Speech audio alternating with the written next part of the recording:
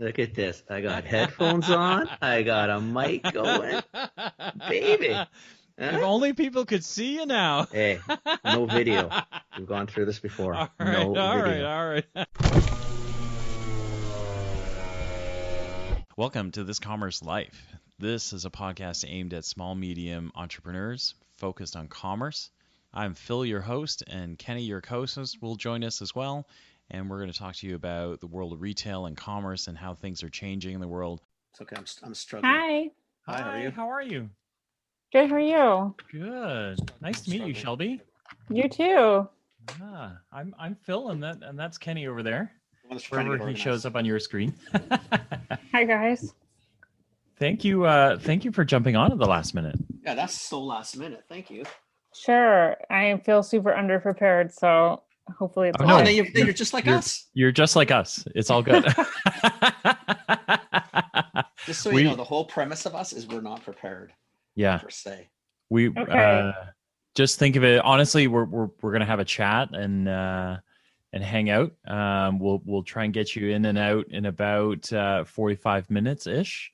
Okay. And we're really, what we love is like both of us have retail throughout our careers, and we're super excited to talk to folks that are doing cool things in retail, which I think you are. I actually have some I actually of went your, and looked because I had 10 minutes, and we never look at anybody give me the before. gears because I looked. I didn't look, but I know Chickapea because I have it in my house. So That's awesome. yeah, we eat it in the house. So you're a part of the reason that I'm on a 10-pound weight loss over the last. Oh, good. I'm so glad you didn't say gain. Yeah. You're helping me lose all of those kind of original load them on pasta pounds. So Oh, that's awesome. And I'll be the other side because I'm the Italian of the group and I can't do it right now. Like I need from Oh. semolina, like I need Italian shit. So I'm a problem You child. you would be surprised. And our pasta is made in Italy, and you would be amazed at how many Italians are skeptical, and then they come back like, really? So you'd have to I'll give it a have to try. try, but it's a tough one, man. Like you should try it, man. It's I like my delicious. rusticella. I like my pasta, and it's not gonna happen tomorrow. I'm gonna tell both of you right now. It's not gonna happen tomorrow. But I will give it a shot. But yeah, Well, it's a tough one. I always recommend to Italians to try like our linguine first. It's definitely the smoothest, closest to traditional pasta. Okay. Yeah, I will give it a shot. I'll have to now. I've said I would, so I'm going to. Yeah. But, it will be with reluctance. I'm just so you both are very clear on that. It's all good, but I have no problem being converted if I can be. So we've got we always do this, Shelby, just in case you're wondering, but we do this and then the audience kind of like sits back and tries to figure out who our guest is for a little bit. Okay. Yeah, so for all of you, we've got Shelby Taylor on. She is you are the owner and founder of Chickapea. Is that right? Yes. Yes. And if you don't know Chickapea, you should go check it out. It's a wonderful, I'm not even going to say, you know what? It's a wonderful pasta, but not a pasta. I don't know how to, I'm going to get it wrong. So I'm just going to say, I love it. Our house eats it. And, I'm pretty excited to have you on. So, welcome. Awesome. Thank you. Excited to be here. Yeah. So we normally, we would love if you kind of just told us a little bit about you and then about Chickapea and then a little bit of the story. And then, why? we'll just kind of unravel the story and see where it goes. Sure. Okay. So a little bit about me. Well, I started the company. I started working on the business back in 2015, and I had just had my first child late 2014. And while I was pregnant, I had bought this small health food store thinking that it was a good way to get into business. And really just, I guess, used it for market research overall. And knew I wanted to start a product line, but I didn't know what that looked like. I wasn't sure what the demand was for. So the shop that I had was a great resource, and I talked to my customers about, what was missing from their diets, what were they looking for. I listened very carefully to their complaints, I guess, and their requests. So my actual background's in journalism, and I'm a very curious person who asks a lot of questions, which worked to my benefit. So I asked lots of questions, and ultimately I ended up interviewing many of my customers, calling them at home and asking them questions. And one of the questions I always asked was, like, what was a food that everyone in their family enjoyed, whether it was healthy or not, but like something that everyone would eat. And pasta just came up again and again. But I really noticed that it was always followed with this, but my kids don't eat it with any sauce, so it's not nutritious, and they're hungry an hour later. Or my husband eats 2 bowls and feels huge afterwards. Like everything that you could imagine. It didn't come with a whole lot of good feeling, except for it tasted great, and everybody enjoyed eating it. So yeah, it kind of just got me thinking, why can't the foods that we love be something that actually contributes to our health versus take away from it?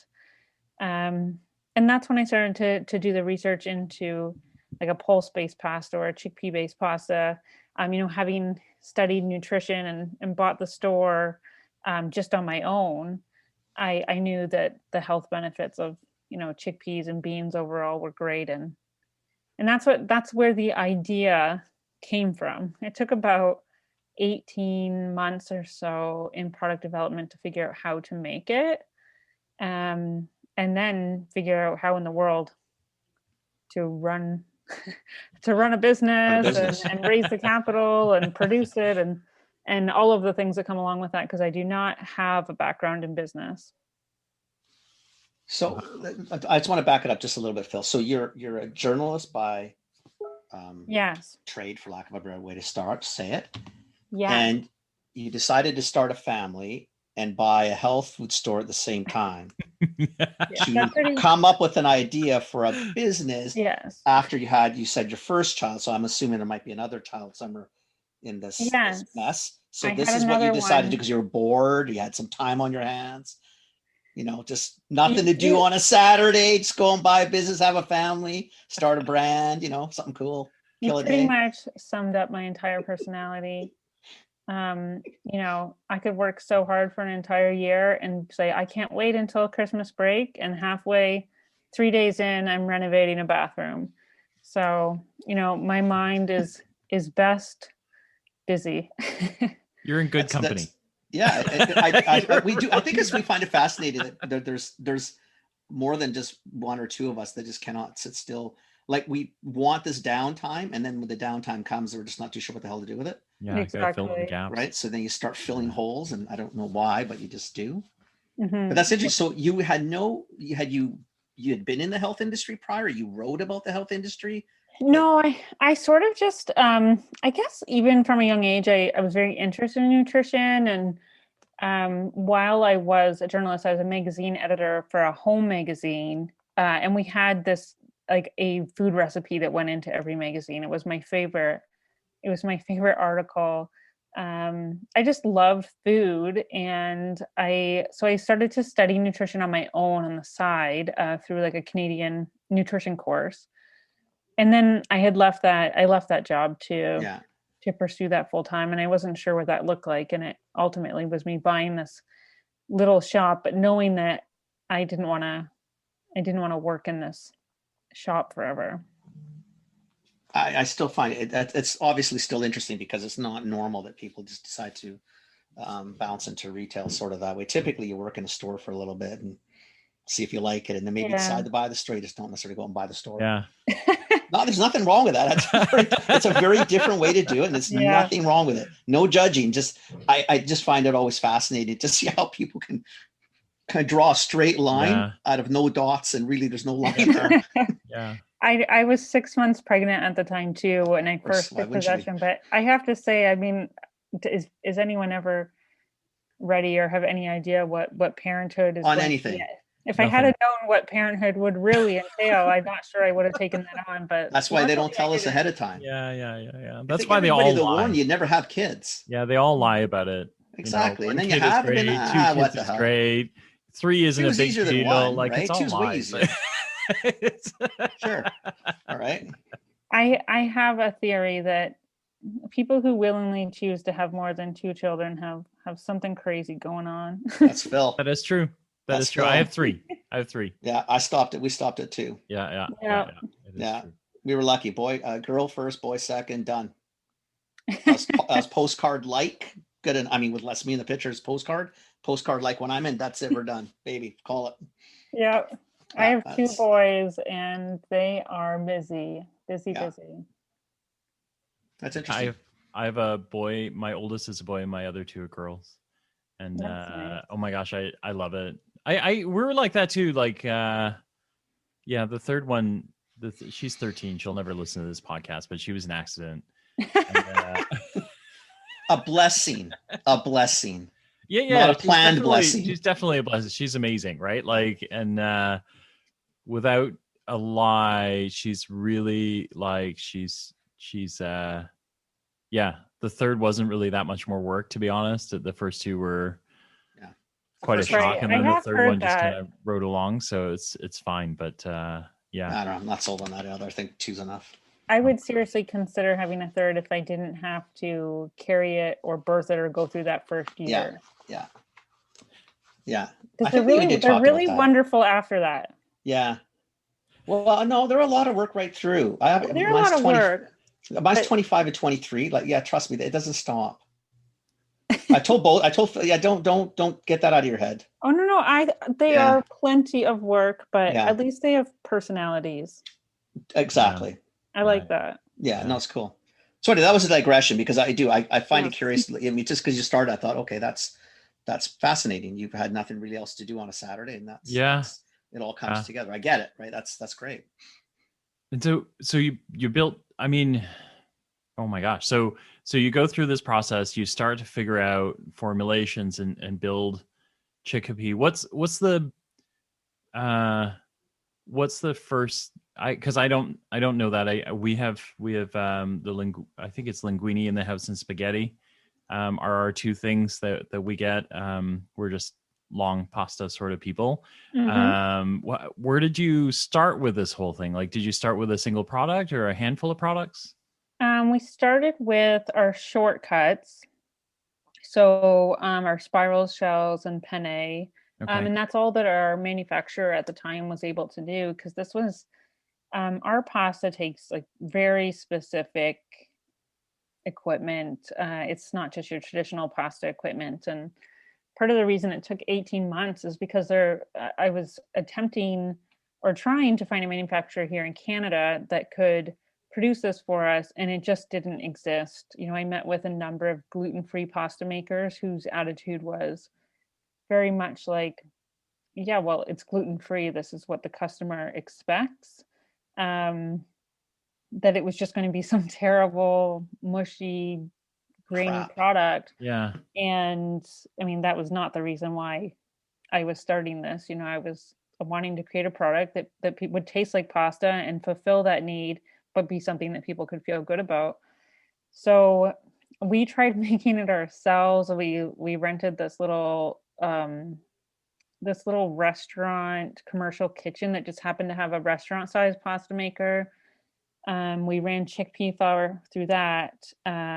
Enough to say it was possible, but certainly not sellable in that condition. So ultimately, we found a manufacturer in the US who was able to produce pasta, like a high-protein, pulse-based pasta in shortcuts. And that's where we started. And then at the end of 2018, we moved our manufacturing to Italy, to very sophisticated partner with sophisticated equipment who could produce both long and short cuts of pasta. Right. And why chickpea? Pardon? Yeah. Why chickpea?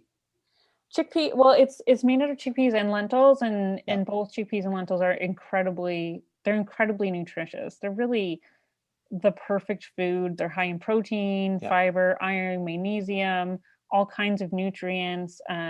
Fiber is one of the most overlooked nutrients and most important nutrients in one's diet, and then you have that high protein amount as well, so you don't even need to pair it with an animal protein. It's really, pulses are really like a great meal within themselves. Right.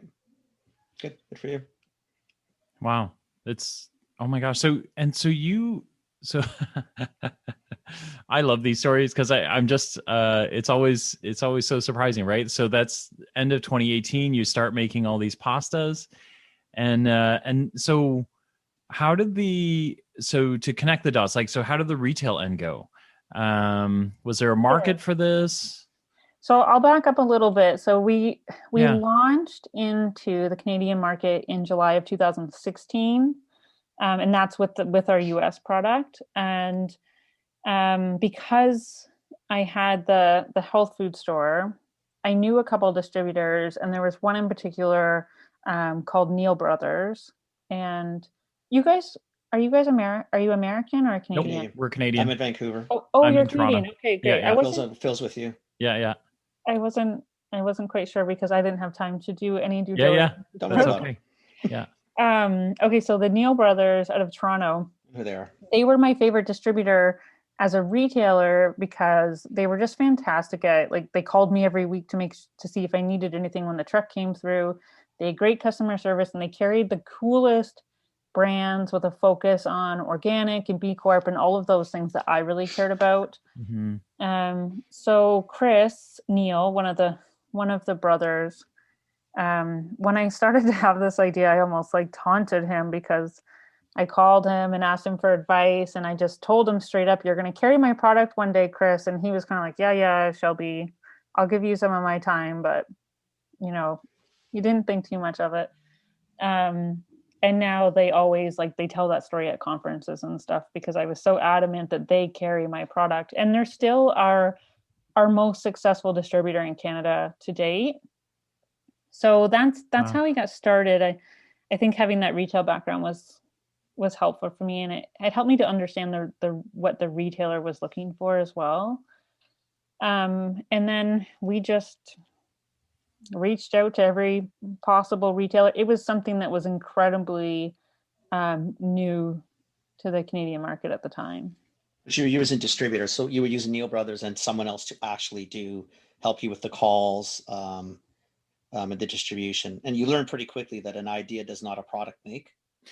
Yes. Right. It's great. There's a lot of wonderful ideas and a lot of holes that, yes, could be filled by ideas, but quite frankly, they don't mean shit until they're actually bought and sold and moving off the shelf. Yeah. And I know nobody gets that part, right? Oh, it's a great idea. That you're right. It's a really good idea. Mm-hmm. Yes. Doesn't make a business, doesn't make a product. No, it does not. It does not. So I spent a lot of time building up if you step back even further, I seriously have no business background. I do not come from an entrepreneurial family. So it was a massive learning curve for me.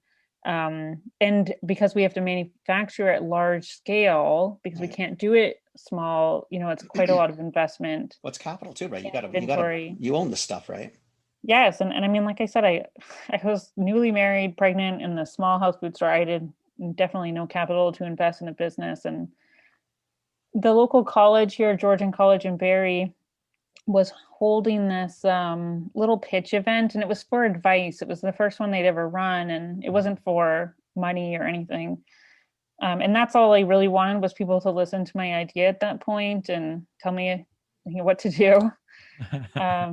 I went to this pitch event, and so my mom found it online actually the day before and said, "You should do this." And my husband kicks himself because he was like, "You can't do that. Like, it's just an idea, it's just an idea at this point." So worst thing to say, I was like, well, I have nothing to lose. Yeah. So I made a presentation that night, I won best pitch somehow. And on that panel, there was the founder of the local angel network who just took a liking. Wow. He took a liking to me and became a great mentor. And ultimately he introduced me to a number of angel investors. toured the Ontario Angel Network with me, and we raised capital before I could even show anyone pasta. It was just an idea, but that's how financially we got started.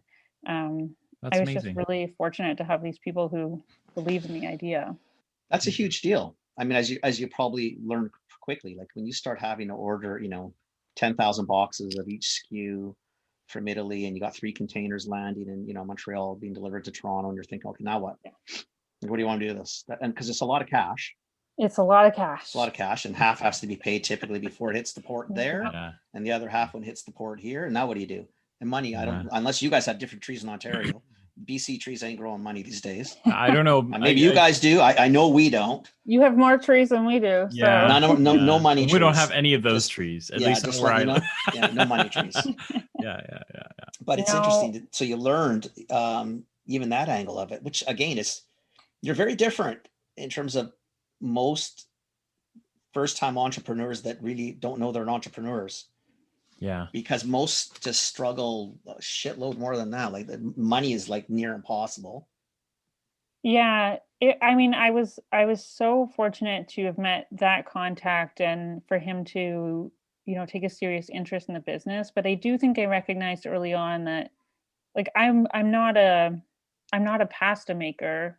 I'm not somebody who wants to make pasta and then sell it. I love the business side. I love the idea of bringing this idea to many people. And you're right. And I have heard that a few times, especially from investors, that our company is set up a little bit more like a tech company than a traditional food company in the way that we've scaled it. Wow. And now you're everywhere. Well, that's what I was reading, Phil, before we got on, is that you've got decent distribution. Thinking that your little bio there, so you got 3,000 stores in the States and you're across our country. Yeah. Yep. And your product line is only a couple years old. It's not, you've really only been in market, it's quite remarkable. Years? 3 years? Yeah. Yeah, we've been, I guess it'll be 4.5 years in Canada now and about 3.5 in the US. Still, it's not long, right? Wow. No, it's not long at all. And for you, so from the get-go, did you, because you said it, but so did you do any direct sales yourself to retail, or did you from the beginning use distributors pretty much the full tilt? I used distributors right from the beginning because that was the model that I was familiar with. But I did sell, I still landed some of the accounts for those distributors, but even today we don't do a ton of direct business with retailers other than some big guys like we're with Costco here and we work with them directly and a few as well. Yeah. Right. Well, they're also easy to deal with. They can take a can from Italy. They don't need exactly. If they really want to do it, they don't need you to. They're not taking 2 boxes at a time like you did in the store. Yeah. They take 2 containers at a time. Yes, they're wonderful like that. Yeah, very, very much different business. That's great though. So in terms of even what you did with Costco versus retail, do you have different sizes in Costco versus what you'd have in?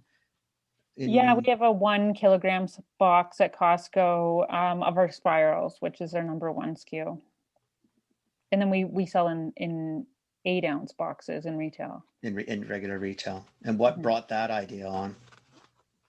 The Costco idea? How did you figure out not to sell the same thing in both places? I guess just from being a Costco customer and knowing that we had to add value and focus on a single SKU. So, and again, most don't get that. That's why I asked. Questions. I just email Costco and say, what can I do?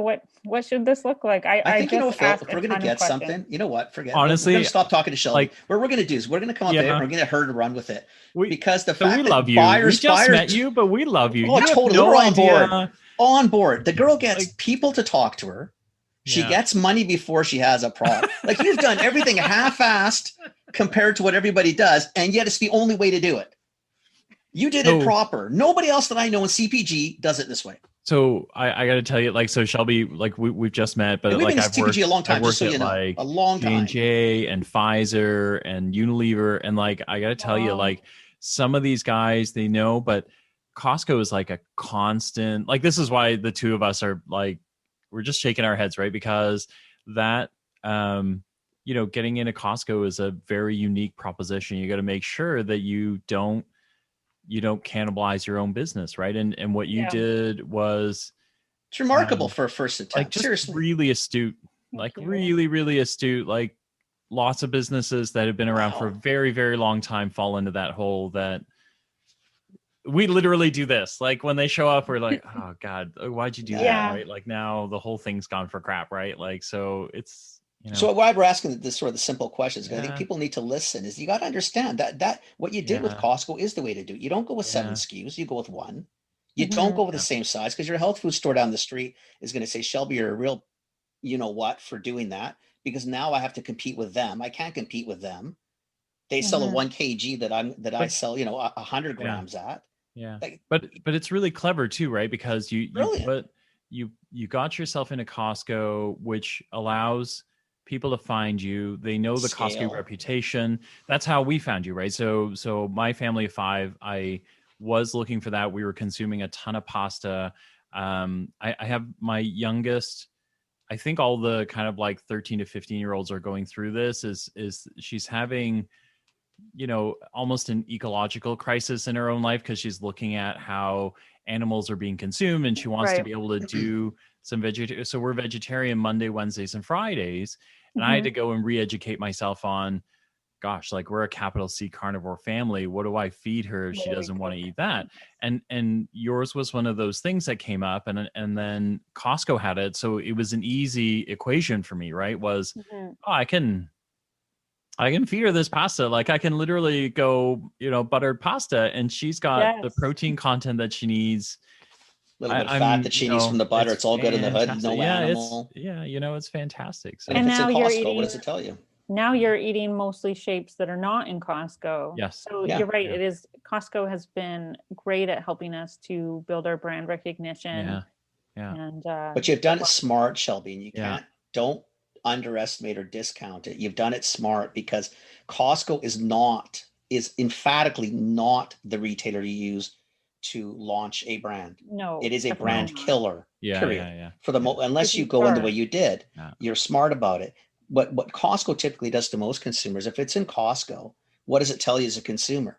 It's probably really good, because first off, Costco doesn't buy a lot of shit. Yeah. They buy a lot of good number product. 2, they keep it super simple. So if they carry it, you're thinking, oh, well, if they carry it, I mean, it's obviously got to be worth buying. Otherwise, they wouldn't carry it, because Costco just doesn't do that. The other thing that's really amazing is my wife, who also doesn't listen to the podcast, so I can say this here as well. She doesn't want to cut carbs, but she's the same age as me, so she has to cut carbs. And so I omit the fact that she's not really eating carbs anymore, and she doesn't, like, she can still get her pasta fix, but not really, get any carbs out of it. So it's kind of amazing. So thank you. And thank you. You're very welcome. I don't know if you've tried this. My very favorite of our recipes is with our linguine, and we have this pad thai recipe on our site. It is unbelievably good. My husband asked me to make it every week. Just something to try. You have a fried Brussels sprouts linguine as well. Yummy. Sorry, I might be weird like that, but I like Brussels sprouts on there. That's amazing. Pad thai. So what SKU does Costco carry? Because I have to do a Costco run this weekend. We carry our spirals, like our fusilli. I can still do a nice ragu with that. There's lots of places right around you. I actually looked up the drive coffee bar. Since March 12th. I don't leave the house, right? There's so many places around you. If you stick your address in here, I'll buy it for you online right now. Because Shelby also sells online. Can I ask you, so the online side of your business, is that something that you've always had, or did you kind of add that pandemic kind of era, or? No, we've had it for a while. We do exceptionally well on Amazon in both Canada and the US. But we've really grown our own sales, our Shopify sales online, because, the pandemic has certainly helped with that. It was a great opportunity for us to drive more trial of our product, especially when so many were running out of stock. In a way, we were kind of lucky to be producing in Italy. I never thought I would be saying this, especially back then, but because COVID hit Italy so hard and earlier than here, we were watching it more closely, and we had to really invest in stocking up on inventory beforehand. So when a lot of people here or brands were running out of stock, and pasta was one of those categories, lucky for us, that was just selling like crazy. We had tons of stock, so we were able to drive a ton of trial and get a lot of people to our website who were just looking for pasta in stock. And then we've had we've really raised our baseline of customers from there too. So now our online sales are significant. They used to be about 3% of our revenue, and now they're closer to 14%. That's fantastic. Wow, that's nice margins too. Mm-hmm. All yours. Well, except for a little bit, you got to get Shopify, but that's okay. Yeah. You got to pay somebody, right? Wow. Yes, no, it's fantastic business. And my favorite part of it is we get to know our customers more. So that's 100%. really the part of selling through retail, which you guys would know, is that, it's hard to really get to know who they are. And with our online sales, we can engage with them a lot more. Yeah. Well, they're a good resource for, line extending, or, hey, why don't you try this? We love this, recipes. I mean, there's tons of things. Especially when they get to like you. Oh yeah. Right. It's amazing what they'll talk about. So how many SKUs are you at now? Like, what do you have? We are at, oh my goodness. In the US, we're at 11, and 7 in Canada, something like that. Canada, we have 7, with 2 more launching like next week. Good for you. 2 more. So I asked when this was going to air because I was afraid of what I might say. Careful what you say. You may or may not say. Yeah, it airs next Monday, so maybe just just keep that in the back of your head. Or Phil will have to edit it out. 2 very exciting new shapes of pasta that we've been asked for a very long time. Okay. Now, are you selling? You're doing most of your business, obviously, retail and consumer. Are you doing anything in food service? We do a little. Not that Ontario's got much food service right now because you guys are getting closed down, but that's another story. We were doing a small amount in food service and serving some universities and some school programs. But like you said, we've really that's really sort of dropped off at the moment. We're looking at some more sort of to-go options, those grab-and-go options, which are really big right now on campuses and such. With things like our vegan mac and just easier ways for people to consume the pasta on the go. So we are sort of working on that as an option right now. Good for you. Wow. This is amazing. What a great story. Well, considering it, I mean, really, you're coming sort of out of left field. Yeah. Right. I mean, it was, it's not like you went to business school and you had all these, I've tried 17 different lemonade stands when I was 6, and, or at least we didn't hear those stories. No, really. Yeah. It's not normal. I mean, the beautiful thing, what it does show you too, what's nice about the journalism side is you know how to write. So you know how to articulate, you know how to express yourself, you know how to get that story across. And people don't get that is sometimes more important than a lot of the other stuff, right? And the other thing, really true. Sorry, I think the other thing is just your attention to the consumer, right? Like I think in the industry we get pretty stuck on what we think we know about the consumer, and you, like, every step of the way you're asking questions, right? Like you're just asking, like, guys, what most do you want? don't. Most get the idea. What are you worried about, right? Like that is, Phil. right? It's really big. Not understanding that the idea is great, but the business isn't. It doesn't make a business. It's just it's an idea. It's great. At least you qualified it.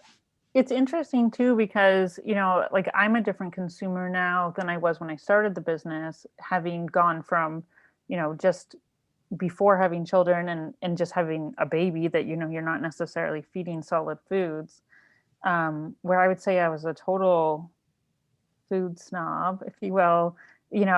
Would never eat anything non-organic. And I mean, and I care a great deal about organic. Our products are organic, and I care a great deal about the environmental impact, all of those things. But I also understand much better now, trying to feed 2 children who, of course, will never like or enjoy the same thing. Right. That's just absolutely impossible. And just understanding that struggle a little bit more, and sometimes you just need to have what's easy and what's simple, and not everything can be a fight, and not everything can be perfect. So I think I've evolved as a consumer, and that's helped me to understand how other people consume as well. And really, like, the whole goal, I just try to come back to that goal from the beginning of just taking something that people love and making it healthier, making them feel good about it. And that means it has to be simple and convenient and nutritious, not something you have to put a whole lot of thought into. Mm-hmm. Mm-hmm. Again, though, to take it from idea and run it through is still the remarkable part. And it's the cool part. Fantastic. Right. I guess it's a very cool story. Shelby, if people want to find you, what's the best place to find you? I would go on chickapea.com, and you can buy our product online there. In Canada, we are in most retailers and health food stores, and including Costco, Loblaws, Sobeys, and then all of your incredible health food stores too, Whole Foods and whatnot. And I don't. In the U.S., we're all across the country in a number of health food stores and regional grocery stores and supermarkets. It's amazing. Thank you so much for doing this. We're so glad you came on. This has been it's very cool. It's a great story. Very inspiring. It's a great story. Like, seriously, it's really inspiring. Really, really cool. Good for you.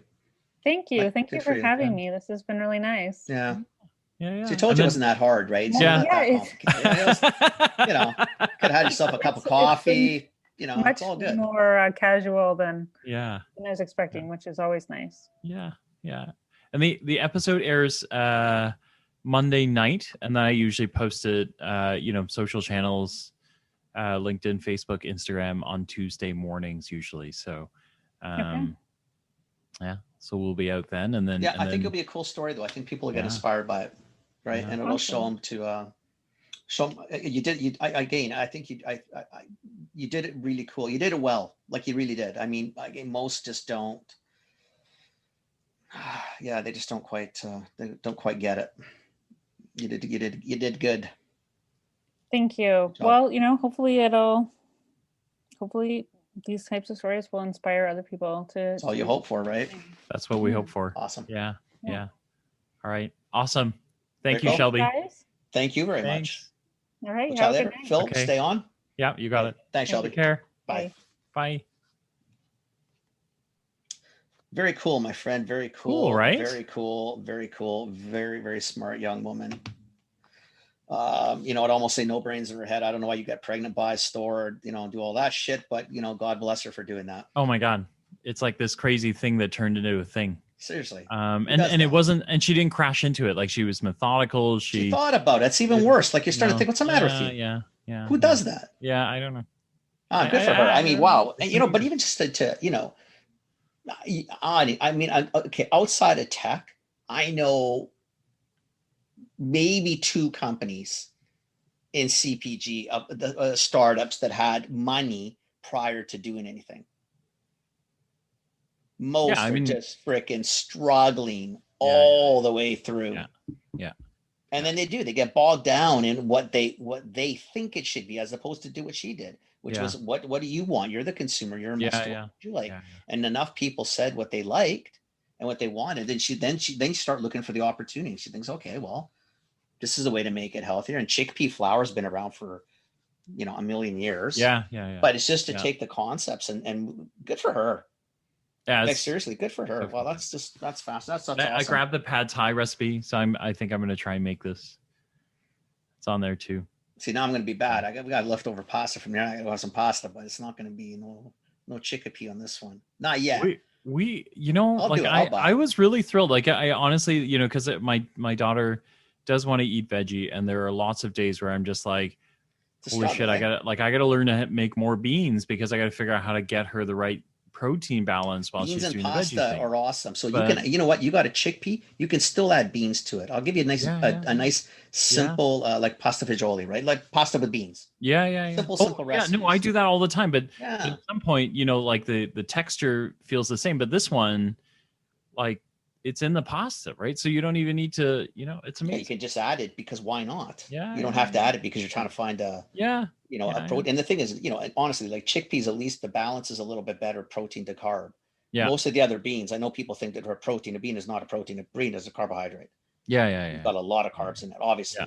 Yeah. Fiber too. Yeah. Which is good, but definitely a chickpea is a really nice. Yeah. Is a nice. It's not the same. Like we've tried some of the other ones. Like there's I think it's called Go Vegan, which is like a rice and a quinoa mix, and they're yummy, but they're not the same, but it's right? Not pasta. So it's not the same. Yeah. It's not the same. It's like when all the first gluten-frees were all corn-based or rice-based. Yeah. Sorry, guys, you can try all day. It's not the same. It's not the same. Yeah. Right. Anyway, it's very cool. That's really cool. That's a great story. I mean, good for her. Yeah. Like, seriously, good for her. What the hell? Yeah. Wow. Dude, thanks for putting up with my crap today. Poor Kenny. Shit. It doesn't matter. No, poor Kenny, my ass. Like I just need to know a time. Fuck, you're 20 different times than me. I'm thinking, buddy, I know. Box it. What do you want? No, because so if anybody is still listening to us, or this is just for me and Kenny, but today we had a guest who's going to be tomorrow, but then she asked to move till next week. And then Shanae is like an angel. Shanae showed up and went, you got a slot, I'll fill it. I'll find somebody, right? And I was like, awesome. And then it was like this time, no that time, no this time, no that time. And like we literally got we got Chickapea lined up. 11:30. You told me to be on at noon. Like 30 minutes before we started recording. What the hell, right? So, I think I really enjoyed that. I mean, I didn't know what we were up against, and this is the first time we've actually prep. I mean, our version of prep. I did look at a brile before we started talking to her. Yeah. And I thought, wow, 3,000 stores. This is pretty impressive. We need to leverage our friends better, like Shanae, though. Buddy, from 2018. Yeah, her dates. I know that she's not 4.5 and 3.5. Like she does. I know what she's saying. She's not that. That product's in essence a couple years, right? Yeah, the first time in the store doesn't count. No. It's like when you get to that point where it starts to really move. Like what it showed you though, again, she found the niche. There's a hole. There's a hole in the market. That's what she found. You know what I'm like, and that's the thing is, you think like the people that we've talked to on this show who fill those niches, they're making that entire segment just so much better between like Nature's Fair and now Chickapea and remember Fardad's story with his mom finding a spot in hair removal. I mean, it doesn't matter what the category is. It doesn't matter. But it's those cool amazing things where they find these spots. I mean, good for. I mean, I think it's really great. Really cool. It's really great. Right. Really I love that too. I love the mom thing and shit, just knock it out of the park. Yeah. I love it. Wow. I love it. That's awesome, buddy. Yay. Awesome. We need to leverage our friends a little bit more, like the Fardads extent. They all have friends that would be really cool to interview. I really like this one. I thought she was really interesting. I really enjoyed that. And I think the listener base, if you have so next week's guest is someone that our friend Mark Sterling wanted to see, and he asked, and we made it happen. Oh, he's just trying to text me now. Yeah, not understanding. I'm on with Phil. I have to tell him that. Yeah. So if you have requests of brands that you want to talk to, hit us up, and we'll find them for you. Literally, Mr. Sterling, if you're hearing this, he'll hear it on Monday night or Tuesday. I turned it around in half an hour. I found them. And they got a great time slot too. The next week, if I'm not misunderstanding. Premium time spots, right? Yeah. Anywho, that's all good enough. Awesome. Okay, buddy, I got a 1 o'clock. I got to get my shit together for. So that was awesome, man. I'm going to stop this for a second. Shoot. All right, that's the end of this Commerce Life. We'll be back soon with the next episode. Thank you for joining us. We hope you enjoyed it. Give us feedback. Tell us what you think. Subscribe, like us, join us, share us, tell your friends about us. And we hope to see you next time with more commerce news.